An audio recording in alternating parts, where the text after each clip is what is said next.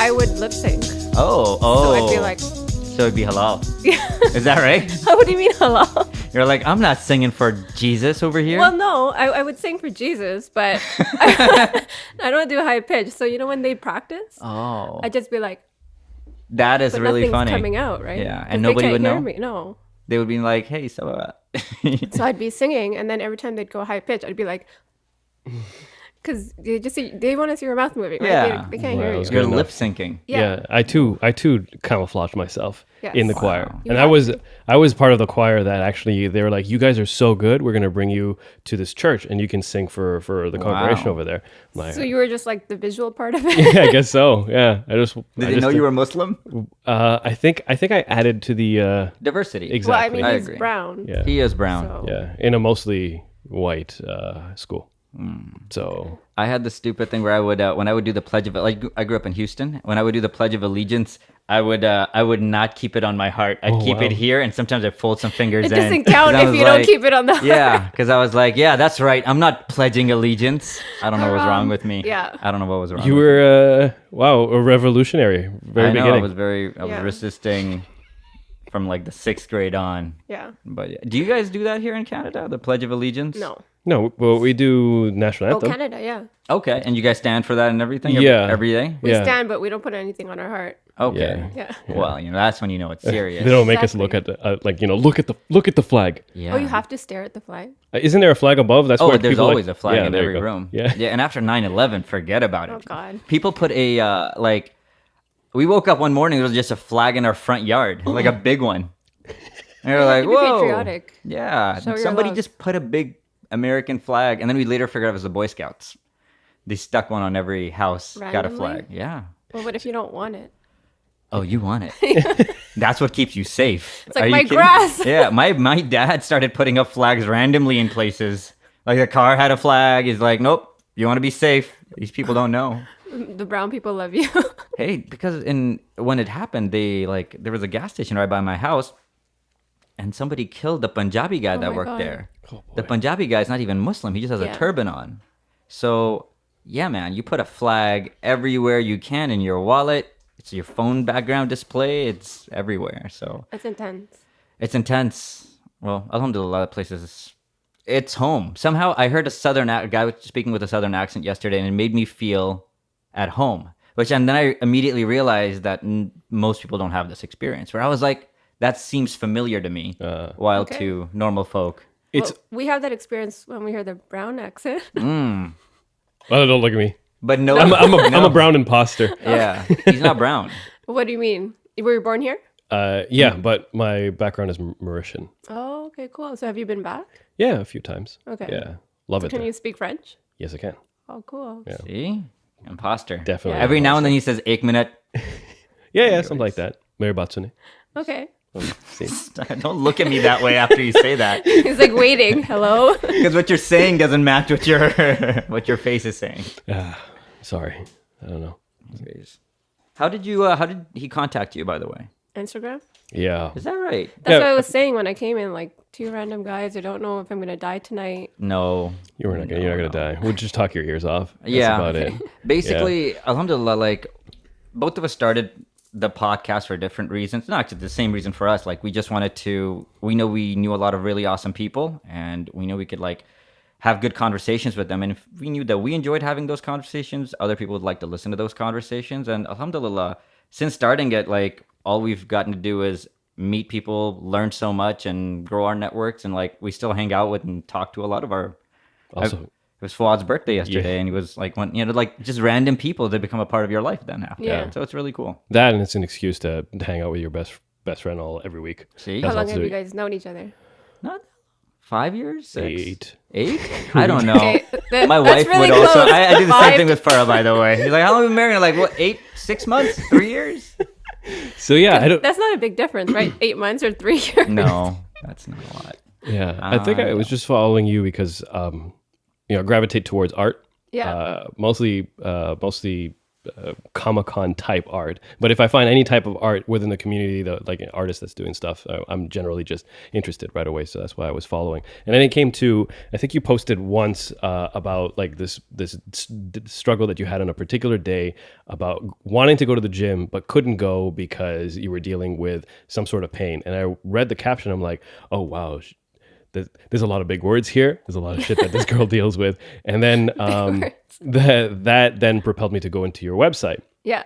And then when I went to the website, something that I noticed right off the bat was that you're very open with what you're dealing with, which, right. I mean, I'll let you get into that. But just like sort of like my preamble is that, you know, just like the general openness of it, and then actually having a look at your art, and then specifically one I want to talk to you about later, but like the migraine one, because I do get pretty severe headaches, but very far and few in between. I also get oral migraines as well. Okay. With the, it's called oral migraines because you get it's like an aura, or for me, it's like these zigzag lines and like peripheral in my vision, and it kind of like grows. It gets really scary. And you can't see anything in that spot. Right. And that used to petrify me because I was an active photographer for about 5 years. Okay. And I always worried that I would get a migraine while I was shooting. And that would be a problem because then half of my vision would be compromised. So how would you deal with that? Alhamdulillah, it never happened. Okay. But the thing is that I would just trust the other side of my vision. Because it's happened to me a couple of times when I drive and whatnot. Yeah. The panic is the worst part. If you kind of just like relax yourself a little bit, you can kind of work your way through it. But anyway, enough about me. So it's all of those things. I'm like, okay, need to have you on the podcast. That's why I slid into those DMs. Yep. And then, now you're here. So thank you for coming. Thank you for coming. Yeah, thank you for calling me. It's cool what you guys are doing. You know, because you guys talk about a lot of different topics, and it's interesting. Like I saw that whale one.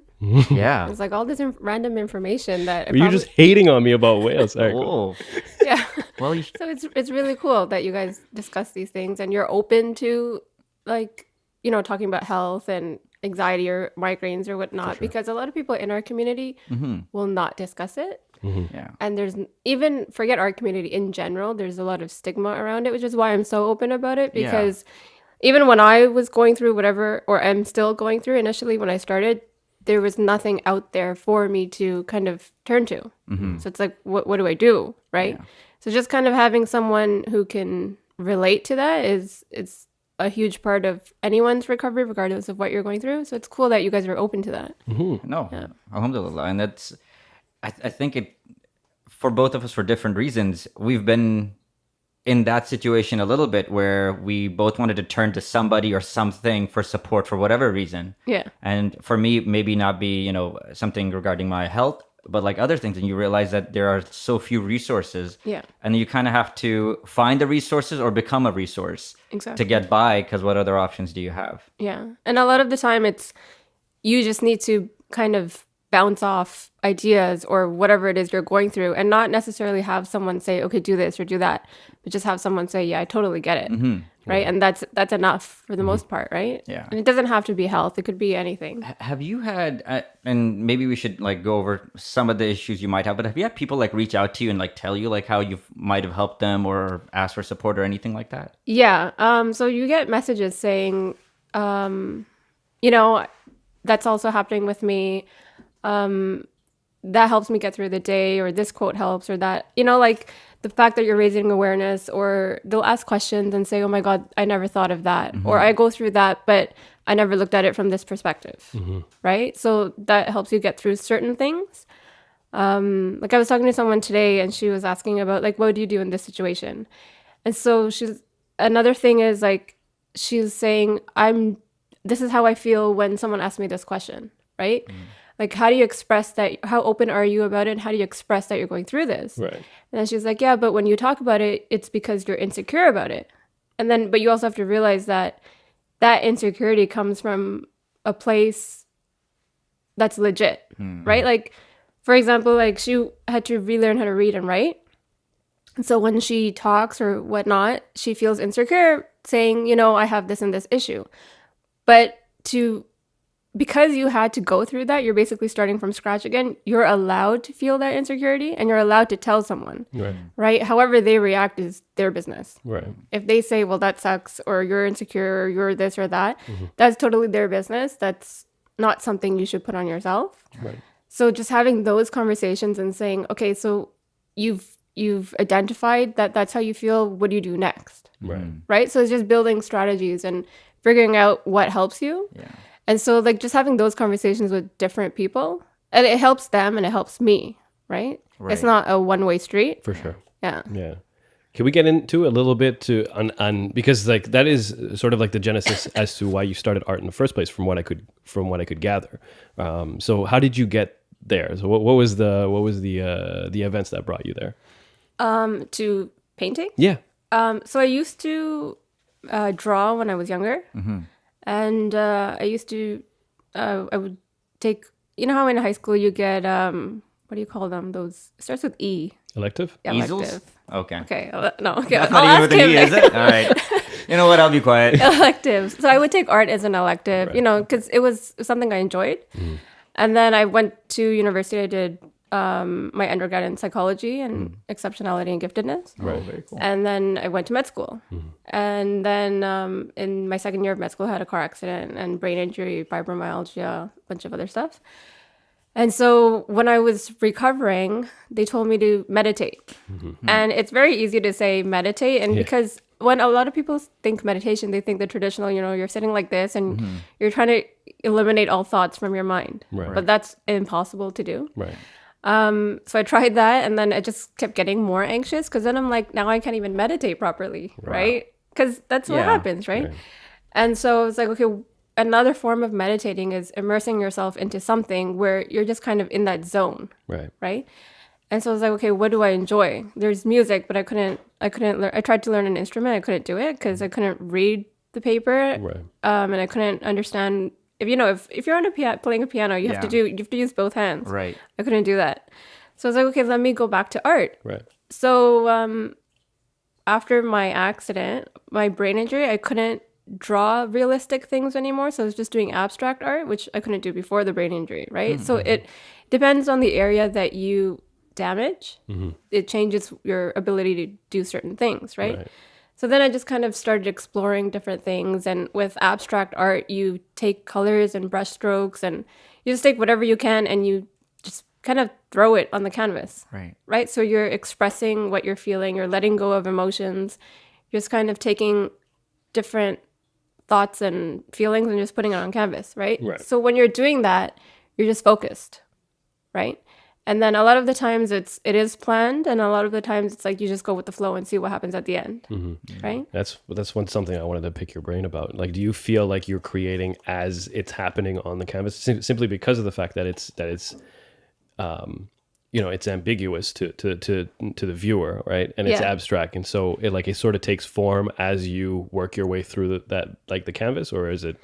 It depends. Sometimes it's like I'll plan something and I won't be able to do it. And then throughout the thing, something else will happen. Sometimes I just take color paints and I just go at it. Like the one with migraine. I had a really bad migraine that day. And normally when I have a migraine, I don't paint. I don't do anything. I just sit in the dark. I don't talk to anyone. I don't do anything. So it's like, when painting helps me like relax, so why don't I try to paint today? So I went and I just took all these colors, whatever I felt like, and I just went at it. And then when I finished, I'm like, okay, I'm done now. I looked at it and it was literally my migraine on the canvas. Okay. Right? So that's incredible to me, because if you look at that picture, if you look at that painting rather, excuse me, that looks like a freaking migraine. Yeah. Like I that was the first one. That's the first art piece that I saw that really was like, okay, title to what I'm seeing is very visceral. Okay, sorry, Thank you. continue on. Like that, what's fascinating is that you were just putting it up there, and that's what it came out to be. There's some like a random person like me eventually looks at it and goes, I can see what that is. Yeah. It's a crazy process, because even when I finished, like my migraine decreased by at least 40%, right? and it's cool because you can tell what it is. So like for people, when I explain, listen, I'm having a migraine, my head hurts, I can't talk, they're just like, okay, it's a headache. A lot of people think a migraine is a headache, right? And a lot of people don't get headaches, so they don't they don't understand the extremity, no, the The extremeness, intensity, the intensity. instead Yeah, let's go of with a it. headache. So let alone a migraine, right? So when they look at the painting now, they're kind of like, I don't want to look at that because it gives me a headache. Right. Right? But you're so present while you were doing it that it's a perfect example of what you were feeling. That's really cool. Yeah. Do you feel that often, where whatever it is that you are currently feeling? Because you did mention, okay, so migraines is something that you deal with, fibromyalgia as well, which is like a lot of pain. Yeah. Do you sort of like track how you feel upon, like when you start something all the way until the end? Have you actually consistently found that you feel better in all of those aspects that you deal with? Yeah, pretty much. I try, honestly, I try not to look back at my paintings and analyze them in a like succession. I don't want to do that just because then for me it takes away from just the joy of painting, because then it becomes a chore, Right. Right. right? So, I mean, for art therapy, if you're an art therapist, your job would be to look at all the paintings over the years and see how it's progressed. And, you look at the colors. Someone has told me, when you started, your colors were really dark, and now they're really bright and they're very happy, and you seem like you've released a lot of negative energy and all of that. And so you can, if you do look at it, you can see like different aspects. You can see like physical pain, you can see emotional pain, you can see all of that. Right? Like when I started, I had a piece called Anguish. And then another one later on, I had one that was a meditative piece. Right? So you can see that. So I feel it, Right. but I don't analyze my own work Right. because It's kind of like that's the past. You've put it down there. Now you can Yeah. move on to something else that's new. like when I post it and I'll write a story, I'll write the story that I was experiencing while I painted it, if I remember. Right. And so that's the extent I'll go to, Right. but I can't sit and analyze it. That's awesome. Yeah. I was also, if you can continue doing the stories, just for people like me who don't know how to even look at abstract art, Yeah. that is truly useful. Okay, I'll do that. It's Yeah. really awesome. Go ahead. Everything that you learned, from what I understand, you were a self-taught artist. Like it wasn't, you took some electives in high school and we all know what that's like. Yeah. But after that, you kind of took this on yourself. Yeah. Just watch YouTube videos in terms of different stylings and stuff like that? Or did you just like... I tried in the middle to watch a YouTube video because I wanted to learn how to paint portraits. Right. These people go so fast and they're so talented, and it's just like, okay, well, I need you to break it down really slowly. So I watch a YouTube video and it looks like a weird stick figure, so I just gave up. Yeah, it's just, it's like, and I tell a lot of people this, have you ever seen the show Heroes? Yeah. Yeah. Okay, do you remember the guy who paints? Yeah. Yes. Isaac. Sure, Yeah. that guy. Sure. Well done. So when he starts painting, his eyes turn over. Right. Yeah. And then he does his whatever he's doing, and then he looks at it and he's like, "Oh my God." Yeah. That's what it's like for me. Oh, that's very cool. Yeah. That's incredible, because then it's like, I think that's truly what it is of you going into the zone that you were talking about. Yeah. Right. I think it's a little like a lot of times when people say meditate, I mean, I feel like now it's a little bit different. May I ask, when was it, like when the accident happened? It'll be 7 years in October. Okay. Wow. SubhanAllah, it's been a while. Yeah. Yeah. I mean, like, because back then, I think that honestly, I started meditation maybe about like 3 years ago, Okay. on and off, but really stuck with it for about a year and a bit. And what I've noticed is that when people say meditation, they're kind of almost flippant about like, yeah, meditation, do it and it will help you out, or things like that. Yeah. And because of everyone's got sort of like this idea in their head as to what it be, they kind of stop at their own understanding of it. They don't actually dive into it because they assume they already know what it's about. It's sitting still and then trying to blank your mind. Exactly. So, if you don't have like an extra step, and I mean, like, I don't mean that no disrespect for anyone else who's like given up on meditation, but like, I went to like a Shambhala Institute, and they sit with you for free, and for 45 minutes they they go through like the major tenets of like meditation, like just a regular mindfulness meditation. Okay. And then, a 30-minute class, quote unquote, is really useful because then you're like, oh, like whatever I understood of meditation was completely not what I thought it was. Yeah. And then of course now, like, 7 years ago, they didn't have like apps for everything, but obviously there's apps for meditation. And like there's one that's called Headspace, which, you and I have both used. Those ones are super, super helpful in sort of like getting you pointed in the right direction. But like, what's amazing is that you're getting where you needed to go in an absolutely different way. Yeah. But like the benefit is the same. It's the same. Right. And that's cool. That's like, and I wanted to ask you, like, is there a process for you to start meditating while painting, or is it sort of like, every day is different, every approach is a little bit different. You don't really like micro analyze that aspect of it as well. So there are a lot of days, or majority of the days, where I don't feel like painting just because life, right? Stress, pain, whatever. And you're lazy, you're tired, and but what gets me painting is, one, I need loud music. Two, I smoke weed. And so there's a certain strain that I mix, or two strains that I mix, that Which help ones? me. Ooh, it's in my phone. It's okay. You want me to find out? I kind of do, but we could do that later. Okay, just because the thing is that with weed, it relaxes you and you're able to focus, right? Again, depends on the strain. Some strains just don't let you focus, right?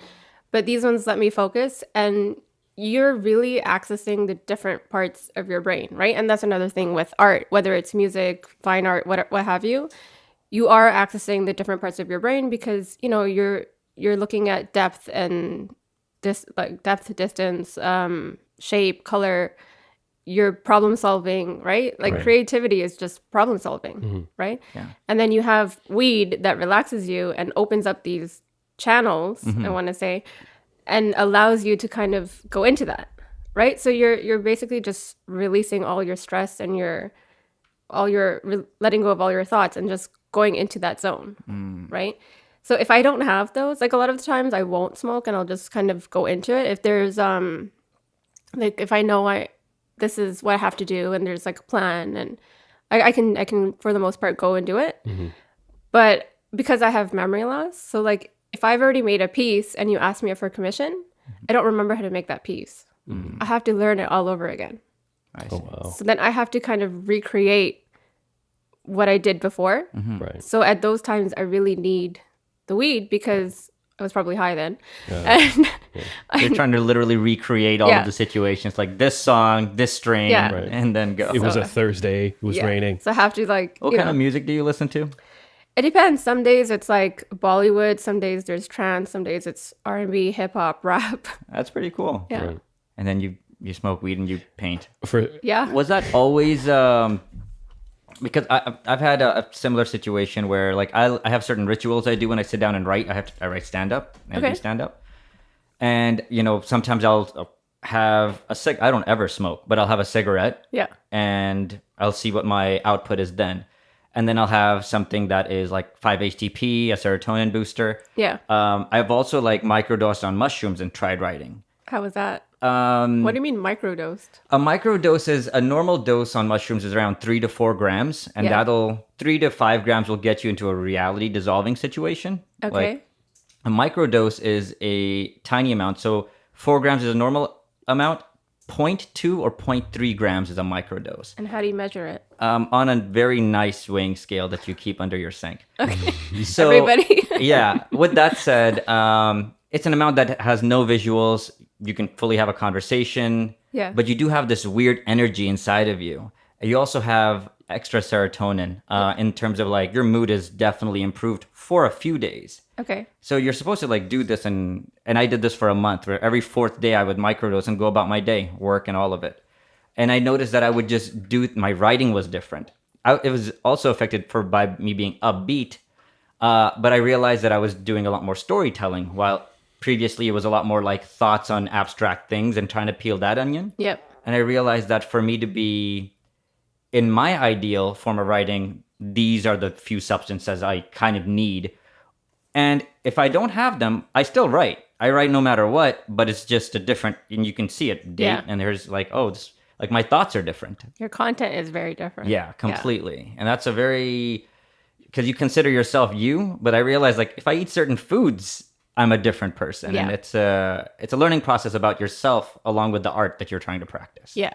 It And is. so I'm guessing it was similar for you in terms of you were doing a few things to figure out, well, actually, you know what? This is a great question. I know you said, I want to do art for therapy. Like, what were the other things that you tried? And what was the thing about art that like, you were like, yeah, this is the big thing that I want to dedicate my time to? Or did you not try? Like, was it art was one of the... I think I tried things, but I don't remember. Oh, okay. I've got We memory need to get him loss. some weed. I know. I've got memory loss. I tried just meditating, and I looked online, I tried those binaural beats. Okay, I Right. wanted to talk. Yeah, but continue. Yeah. So I would do that at night. Wait, what do you know about that? I don't know what that is exactly. It's certain sound waves that like beta, delta waves. exactly for you to help you get into a certain brain state. Oh. Yeah. Right. However, the thing is that while that is cool, the new thing right now that the kids are doing is is no longer that. It's actually putting in electrodes on your skull, and then running a current through it. Yeah, but that's so invasive. Yes, but I mean, I just recently Even that sounded extremely invasive, just running a current through it. Yeah. You mean my head? so I just recently listened to. But where are they getting the material from? It's actually like DIY now. Like you Really? can do it yourself online on YouTube. Like- They'll teach you how to, run the circuit, like how to build it, how to get it so that you get a certain current amperage that's running through the thing. Like it's all like this open source testing that everyone's just doing on their own. Yeah. If there's anybody I don't trust to do that, to me is me. Like Yeah. that would be the last person I would trust to make something that I can what if read you my die? own. Yeah. Well, generally, I mean, like, it's very low current. So But what it if you, really, like, but fix there's been everything some about dudes you? that have like lost their vision for a little What while. did you say? Yeah. What if like you fix everything about yourself? You're like, wow, I know me now. I would love that. That'd be great. So the idea behind it was the fact that there's well, apart from the fact that there's people who are doing it in their basement, there's actual scientists that are also researching it as well. And they had this. There was an episode, and the episode was the Radio Lab? Yeah. Okay. And the reporter goes up to wherever they're doing this research, and what they do is they put a VR goggle on her, and she's got like a replica gun. And it has like actual recoil too. You pull the trigger, the gun like gives a little bit of a kick, and they make her. They show the bad guys, and then she has to aim and shoot. It's very very accurate, but she's not accurate. I think she's about like 20%, so she's like 20 out of 100 on her accuracy, and so. The whole thing, I think, you go like up a couple levels, but the whole sequence takes about like 20 minutes or so. Oh. And so what they did then, right after she was done, they put on the whatever on her head and they run the current through. It's very little current, so it just feels like it's like tickling you or whatever. Yeah. It's just that sensation. And then what they ran the exact same simulation again. This time, however, she was much better, right?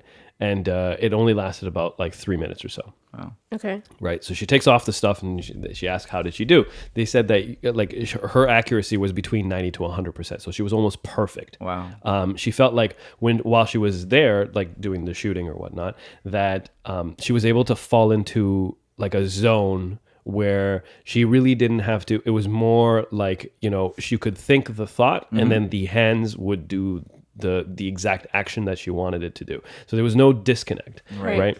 And essentially, and here's the thing: 20 minutes went by. She perceived it as 3. Okay. So and also she thought it was way too easy. Like they had brought down the difficulty, but they kept the same difficulty, same. So even time changes while they were running the current through her head. And oh shit, I forgot. Okay, right. Okay, here it is.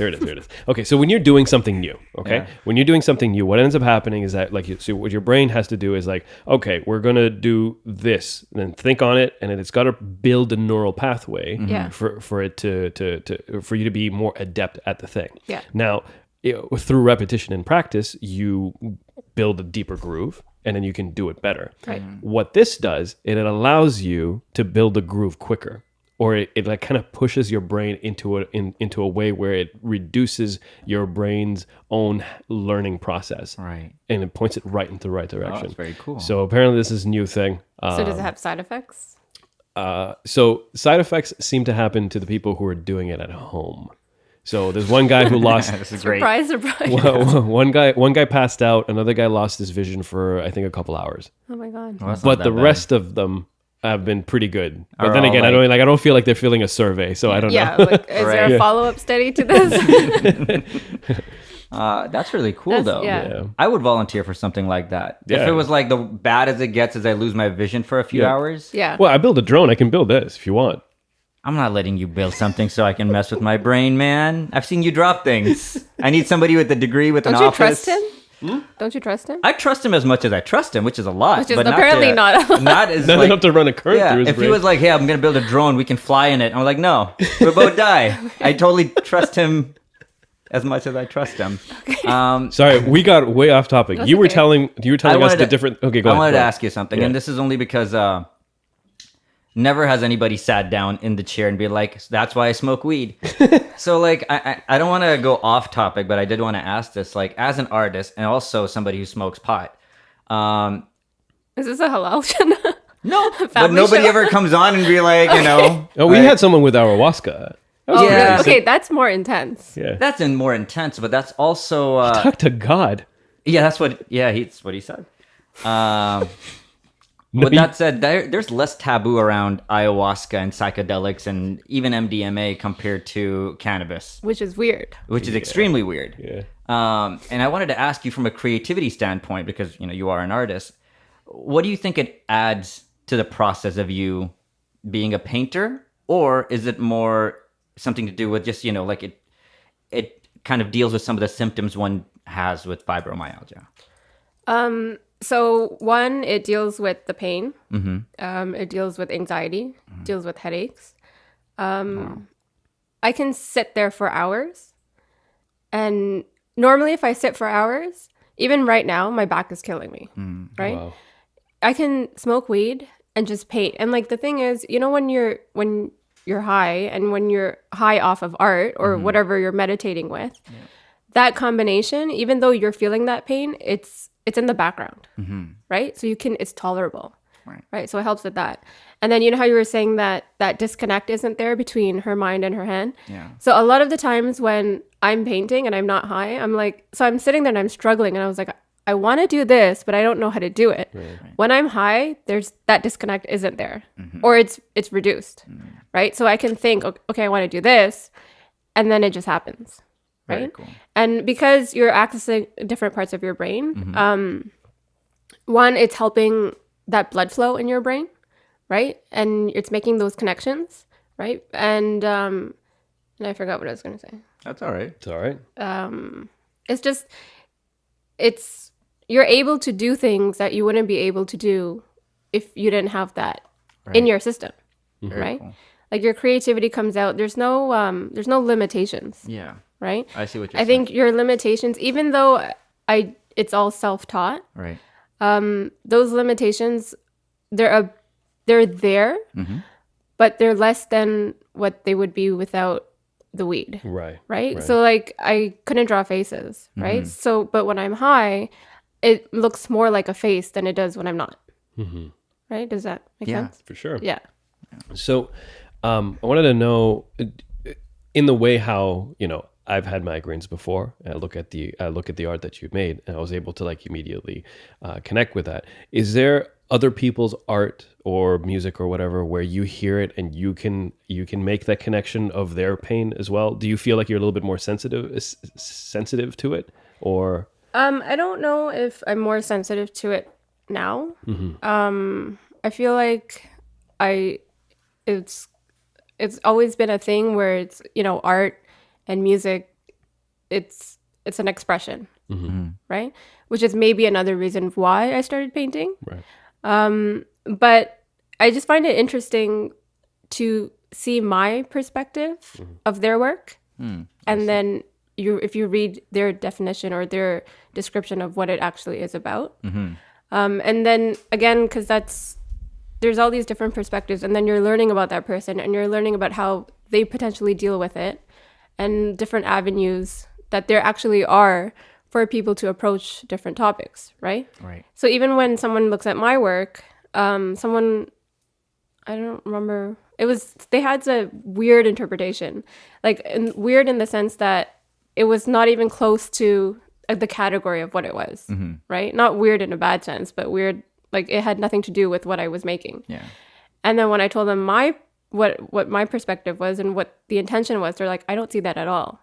And then you talk about it more, and then you get into like the depth of it, and you go from the beginning to end and explain, and then you both see each other's perspectives. And then when you look at that painting, you see both, Yeah. as opposed to the one that you were just kind of looking at and you were blind to the other, right?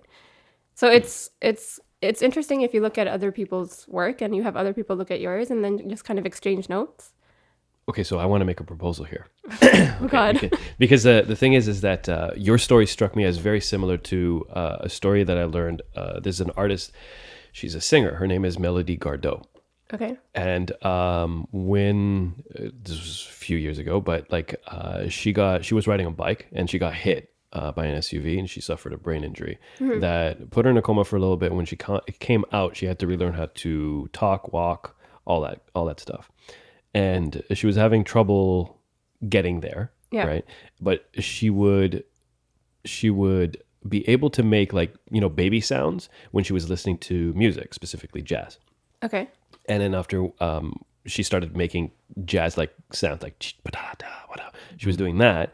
And what the doctors were noticing is that was quickening her learning or her relearning on how to do regular motor functions and things like this.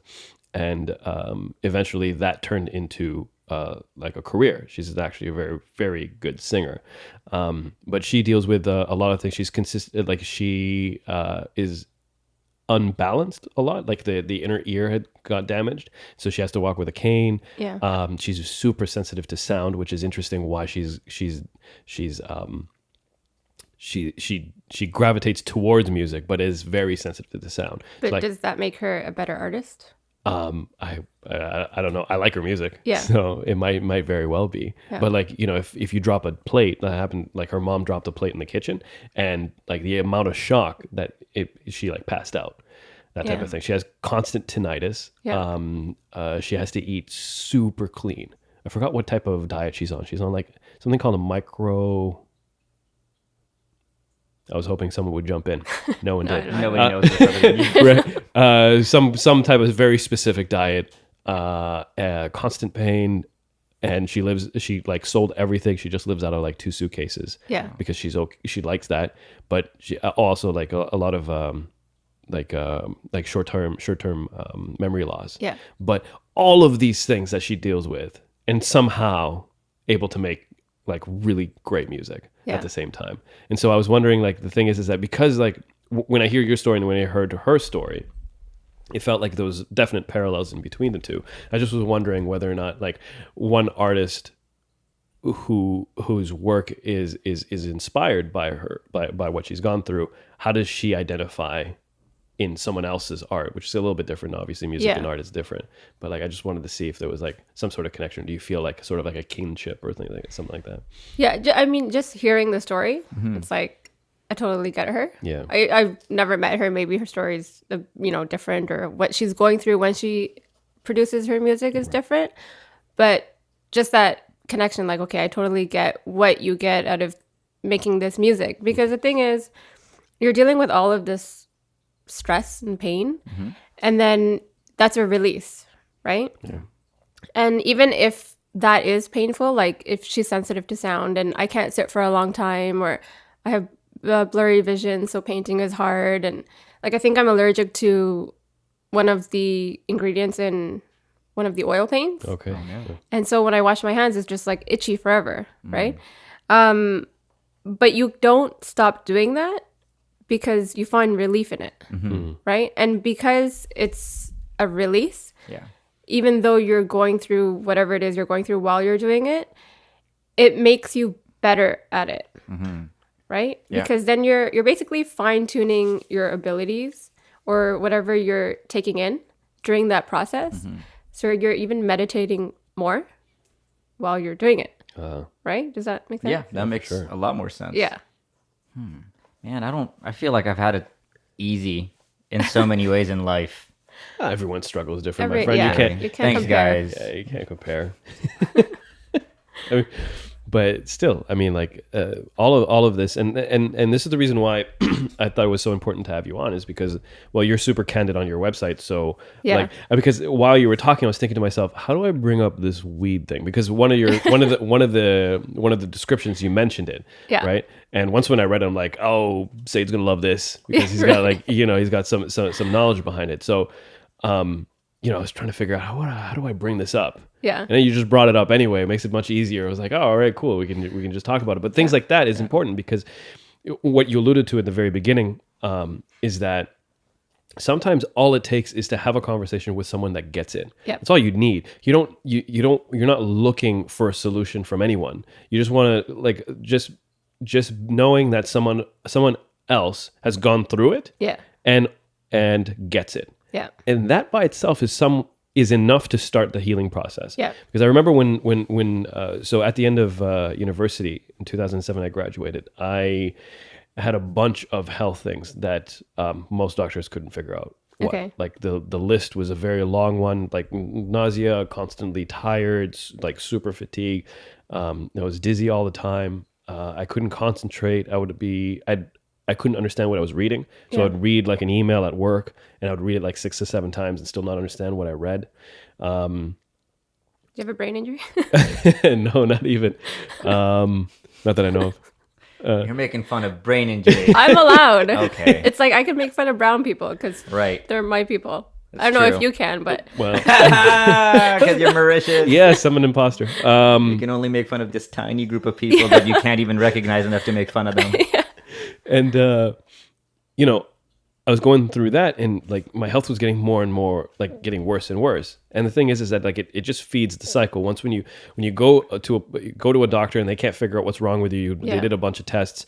Then they say like, well, it's probably your head. Like it's probably like just stress or whatever. It's something psychological. Psychological. Well, of course And it's kinda like, psychological. It's in my brain. yeah. And they're very flippant about it too. Yeah. They just Yeah. and most doctors. I went to see 4 doctors during a span of like a few months, and they all spent maybe 5 to 10 minutes with me tops.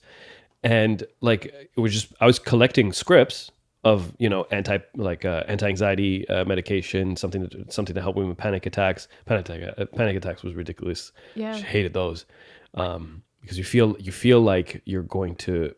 Die. Yeah, you feel like you're going to die. That's basically it. There was one panic attack that was specific that I remember where I thought that I was going to forget who I was.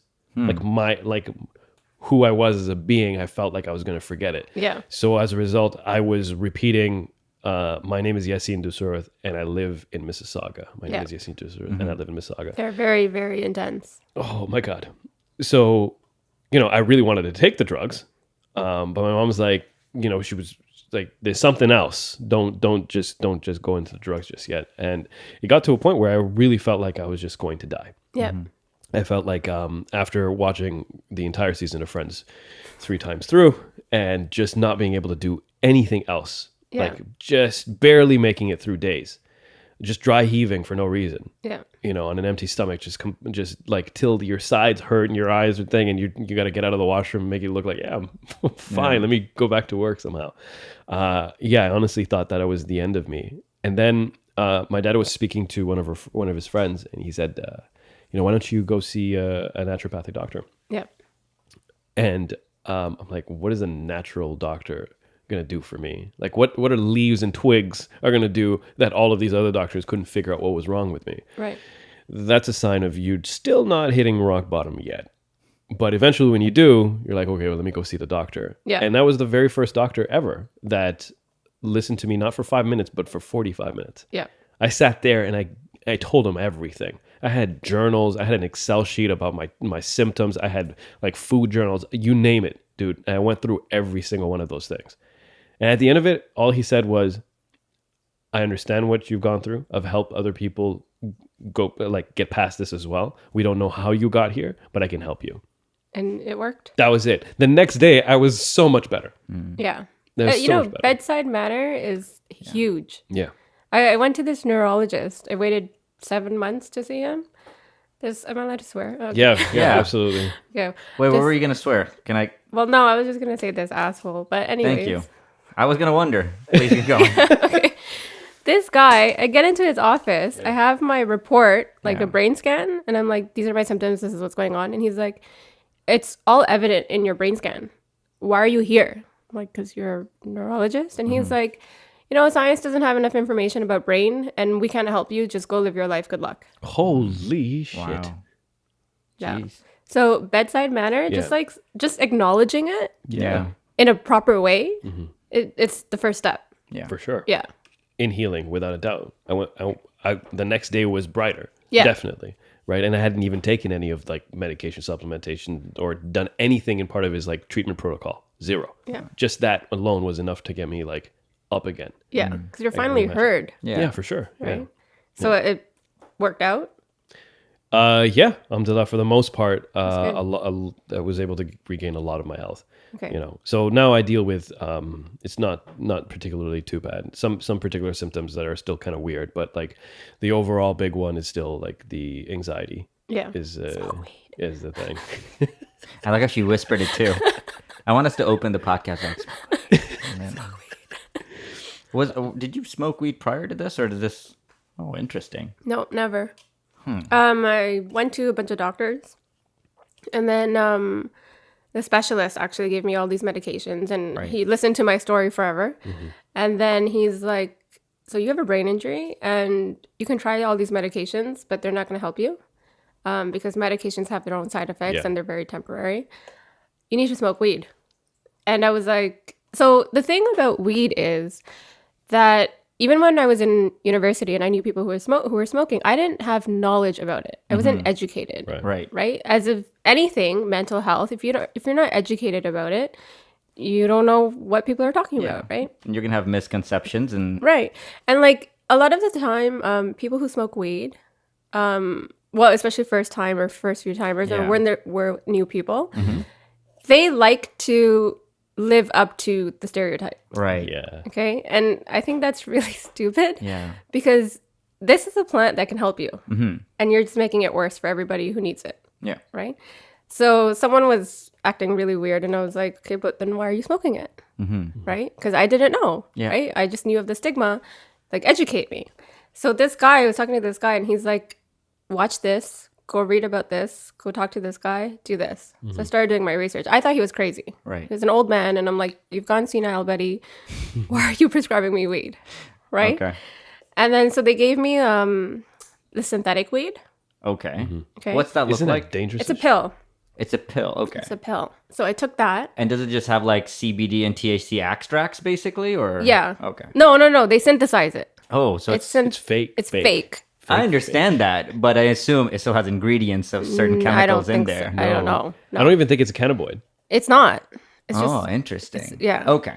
So he gave me that, and I was working at that time. Yeah. So I took it at night, and I was working. Next day was a Sunday or Saturday or something. I don't know. It was the busiest day. I worked at a clinic as a receptionist, and I was the only receptionist there. And you were tripping And out. we see 64 patients in 4 hours. I didn't know how to use a computer. Oh, man. I thought I was having a heart attack for 12 hours. Luckily, my sister was working with me at that time, and she's just like, snap out of it. What's wrong with you? And then she would come to the computer and like do the work for me. Yeah. And I was just sitting there like for 6 hours. It was just like, people are talking to me. Just I'm like, looking around. I don't know what you're saying. Oh my God. So I had a bad experience with that. I'm like, yo, buddy, you're senile. Like, first you tell me to smoke weed, and then you give me fake stuff. It's like the worst drug dealer ever. Like, what is Right? this? This is gonna help you. This made it worse. And then he's like, okay, there's a compassion center downtown. He's like, go get actual weed and try it. And I tried it, and that shit works. And did you actually do any research in terms of like, okay, I want an indica or a sativa? Oh, no, or I this did kinda- all my research before I tried it. Okay. Before I tried even the synthetic one, I read all about weed and its effects and indica sativa, whatever. Yeah. And then I was like, how bad can the synthetic one be? But it was really bad. Don't try it. What was the biggest like misconception you feel like you had from prior to doing your research at the very least? It's like that song, and then I got high. Yeah. Did not see that coming. Go Okay. on. Go on. Like I know that song. I wanted to do this, but then I got high. Right. Okay, it's like, sure, you smoke weed, you get high, you get tired. Who's Depends that on song what. by? We'll get I to don't it. remember. Don't worry about it. As you get tired, depends on the strain, right? Like a Right. lot of people won't educate you on the strains. I have like 30 strains. I have a book. Right. So I would order a strain. I would try it. I would write down what it did. Then I try another strain, write down what it did. And so like it's basically specialized to what I need when I need it, That's awesome. right? You're like a connoisseur. I know, I right? know. Like a wine taster. Yeah. But I mean, that's She's what like, you have the to do. Constantine's like background guy, Yeah. or like James Bond You gadget have guys to like do has, it though. has a strange like Batman's belt full of like different buds. Yeah, like what do you need today? Like what are you suffering from, right? Uh-huh. And no one educates you about this. Yeah. No one tells you that your system has cannabinoid receptors. Yeah. That's why it works. Yeah. Right? Your brain, your organs, they all have, cannabinoid receptors. Your body makes it. Yeah. That's why it works. Yeah. It's not like like pharmaceuticals where you take it in and then like your liver dies or your stomach Right. dies and then good luck for that. And every Right? example of somebody using it you see as a young person is like It's negative. it's negative. It's a bunch of kids under the stairwell. Those are all failures. It's Yeah. like random people that you see as homeless and stuff. When you pass by them, you can smell it, and your mom tells you. It's like Yeah. It's very stereotypical. yeah. Yeah. So And you never get to see anybody use it responsibly No. because all you see is in basements and stuff like that, and that's Yeah. it. So And it's like it doesn't make any sense because it has so many so many health benefits. yeah, And it's like, okay, well, you're drinking alcohol. And what is the benefit of alcohol? You're basically killing yourself, Right. right? Like you want to do it, great, whatever. But that openness and that understanding should be towards Yeah. this as well, just because of the health benefits, Right. Right? And I mean, everyone who smokes, what do you want to do after? You sit at home, you watch TV, you eat. What's the harm? Yeah. Right? No, I mean, like you've never seen an aggressive weed smoker. You don't. It's not someone who did that and after he threw a bottle, tried to No. fight someone. Exactly. Like that never happened. It is very backwards just the general perception Yeah. of weed versus, especially when it becomes more apparently crazy when you compare it to alcohol. Alcohol, yeah. It's just that. but even if you start comparing it to cigarettes or even caffeine that's just or, madness. or cheeseburgers, like there should be a Exactly. lot more like stigma around things that Sugar. yeah, sugar. Yeah. Sure, yeah. But it's one of those things that it's so I the first time I ever smoked I was it was November of like 2014, Okay. and I had been like sleepwalking like crazy ever since I was a teenager. Yeah. And No, then, no, wait, hold on. It's not just sleepwalking. When he says like crazy, it's like Yeah. he's jumping flights of stairs, I was running waking up away. outside, holding knives and stuff. Yeah, like he's Have you killed Anyways. anyone? No, alhamdulillah. But I have like woken up outside in the balcony. Do of, you use like, that a- as an excuse? Like, oh, I was just sleepwalking and right? You just do something really stupid. And you're like, I was sleepwalking. But you said right before this you were trying to. No. No, but it was a problem. And then when I was getting married, I was like, I'm gonna be waking Oh my up next to God. somebody, and I let her know like first date I sleepwalk. Yeah. Like it's a problem. yeah. But I actually had to do something about it. Yeah. And I went for a sleep study, and they like put me in a room. They had like 3 cameras on me, like a infrared one, and I was hooked up Yeah. to a bazillion things. And I apparently woke up the entire ward because in the middle of the night I was like, "There's a bear in here!" And the thing is, because when I woke up, I asked the lady like, "How was I?" it's so And- calm. and I she can was- imagine. So, what was Did I? they have a video for you to see? Oh, and they didn't show it to me, but it was this sassy they black probably lady. sit at night and they're like, look at Yeah, this guy. look at this guy. She's probably like send it to everybody. It's on But YouTube. she was a sassy black lady. She's like, "Honey," she was like, "You were yelling about a bear," and then the doctor said you can take this anxiety medication, but Yeah. if you do take like 2 instead of 1, it's gonna be a problem. Okay. Or you can explore cannabis. Right. And he didn't write even me a prescription or anything. So how are you supposed to explore Yeah, it? this guy's a jerk. He was a decent guy. Dr. Berber, actually. Not Is that bad. his real name?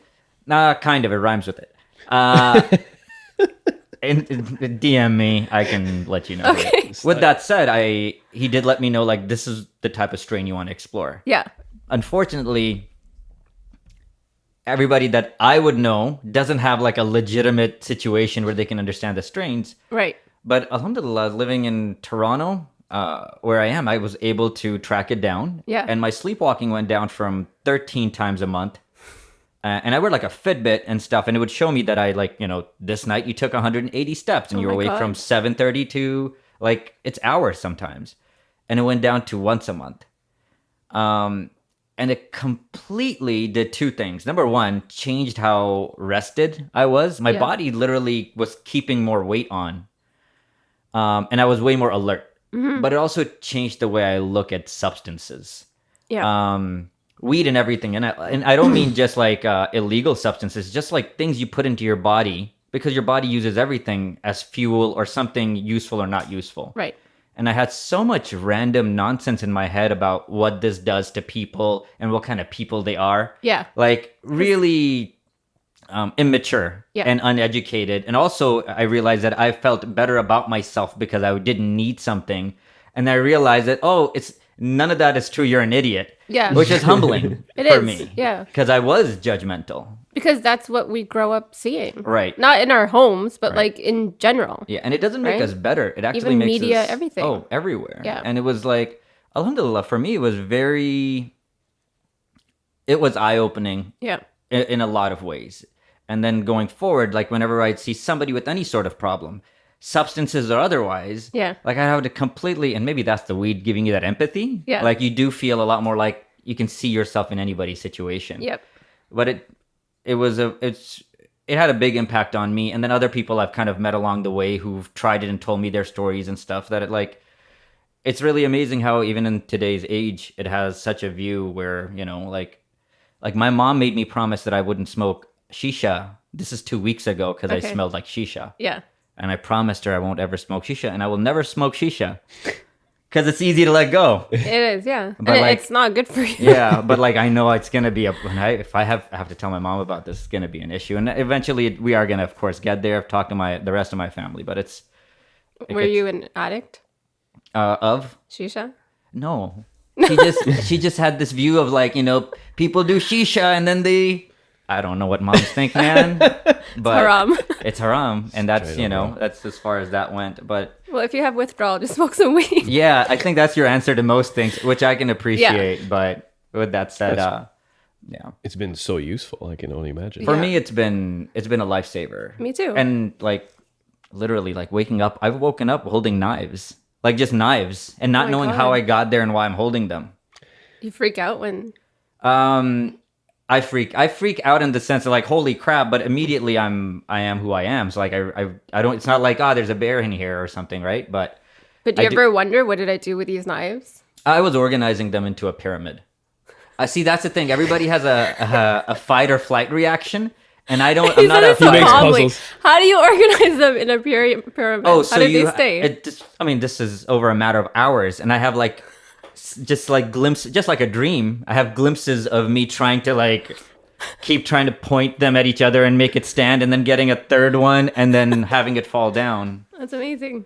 It's something. It is. It's really cool. Okay, thank you. I mean it. I'm laughing, but I mean it. Oh yeah, we're all laughing, but we Yeah. all mean it. But, like, I just didn't want to keep doing. I didn't, like, I woke up. I couldn't find my. knife pyramids. You should- I gotta stop making these knife pyramids. You though. should put cameras around the house. Yeah. It's they recommend I sleep in a sleeping bag and wear mittens, Well, so I don't open the zipper. I've pitched that to you too, and your answer was a very good one. Yeah, but what if you just take them off in the middle of the night? So the problem is that when I freak out, I have, like, Hulk-like strength. Yeah. What do you mean? Yeah, No, I do. No, okay. No, I mean, in the sense that I believe you. It happens. Like, I've woken up and, like, the pajamas I was sleeping in, I had grabbed and ripped like the Hulk.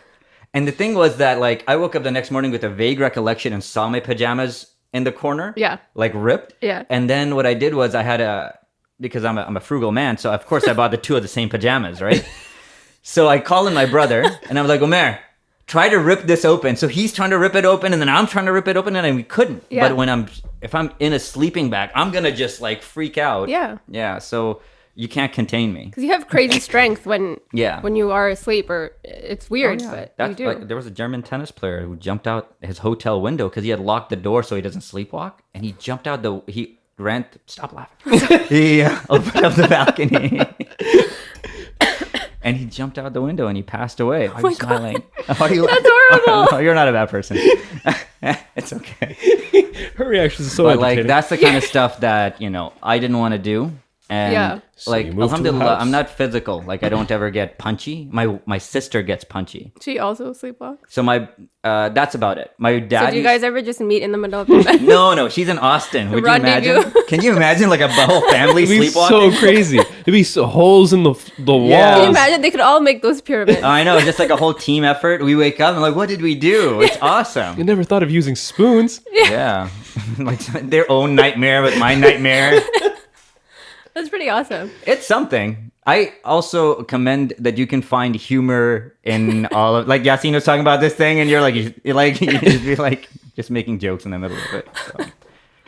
Do you feel like having the injury and being diagnosed with fibromyalgia? Do you feel like it changed your personality? Like, of course, you've learned a lot and you've experienced a lot, but do you feel like you're the same person with different challenges in a day? Yeah, I'm more empathetic. Even before, like, when you're growing up, you don't realize, because you hear all these comments and you think they're normal, they're not hurtful, I guess. Yeah. And so you're more aware of what you're saying. You're more aware of what you're doing, right? It's just, and you're constantly looking out for other people. But I get it. Like, it's very hard for other people to understand what you're going through. I have a tendency to like hit people when I talk. It's really bad. So What? Out of anger or out of like, no, just like, when you're talking, you're like, ah. oh, I see. Okay, that's fine. I've dated a girl Not that did that to me. abusive, but See? like, yeah. Okay. But so a lot of people, when you have fibromyalgia, you have hypersensitivity of nerves and muscles. Right. So like, this chair hurts, Oh. right? Like my clothes hurt. This thing is killing my head right now, right? So if you touch me, it feels like a sunburn. So a lot of my friends or people I'm around, they're very attentive and they won't do it, Right. right? But for me, even though like after the fibro, like now it's like, okay, well, I wonder what you're going through, and I wonder what you're going through, and can I touch you? And sometimes I do it. Like I'll be like, haha, whatever, and then I'm just like, oh my god, are you dying inside? Like, are you okay? Like, and you're more aware of these things because you never had to consider them before, right? Like the things everyone takes for granted, like reading, writing, eating. Yeah. Like it's a daily struggle, right? So you're just you're more aware. Okay, this is a stupid question, but I have to ask. No such There's thing no on this such podcast, thing, yeah. as you can tell. All right, so if your entire body is hurting, Yeah, when you're hitting someone, does your palm it's hurt? painful. Yeah. It's more painful for me. So a lot of Like the a bee. times, yes, I will hopefully not die, but No. a lot of the time someone will say something, Yeah. like as a joke, they'll like say something really offensive, and I'm like, oh my god, I'm gonna slap you, and they're like, haha, you can't, because it's more painful for you than it is for me, and I'll be like, whatever, I'll deal with the pain, and then I'll slap them, because then once that is said, you have to do it. Right, of course. You've committed. I've committed, right? And I'll whack them, and then for like the next few hours, my hand is throbbing. Totally worth it. You're like, yeah, that's how much I wanted to hit you. Yeah, but then they start laughing because they're like, I don't know why you did that. You're stupid, right? This reminds me of that Chris Rock bit where it's like guns should be free, but bullets should be 10,000 Yeah. apiece. It's like the fact that person got hit by you and they know how much it hurts you. Yeah. Wow, she hit you. Oh my god, how hard! It was pretty hard. You messed up, You bro. messed up. Yeah, You exactly. messed up. Saba hit you. So when we have a new person on the podcast, we go in blind too, right? We kind of have an idea of what the conversation is going to be, but we don't know, right? Yeah. So I'll talk to Sayeda real quick, and then we have you on. So in my head, I thought this was going to be a very somber conversation. This has been freaking entertaining. Yeah, thanks a lot for hanging been out good. with us. Yeah, Thank this you has so been much for really being good. so open. Yeah, Of for course, sure. Yeah, this has been surprisingly light considering the gravity of like the content. Yeah, without a doubt. If people want to like get in touch with you or see your stuff, what are the places you recommend? So I'm on Facebook, I'm on Twitter, Instagram. I have a website. Okay, what's it called? It's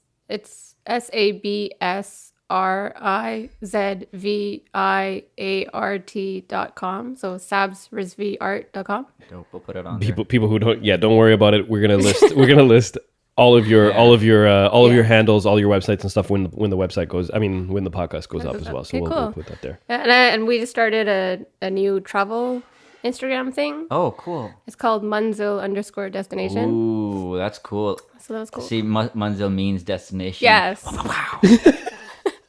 So my friend was like, "Is this like chai tea?" And I'm like, "Go away." Yeah, no. Let's go. Yeah. Does that also rub you the wrong way? It's tea.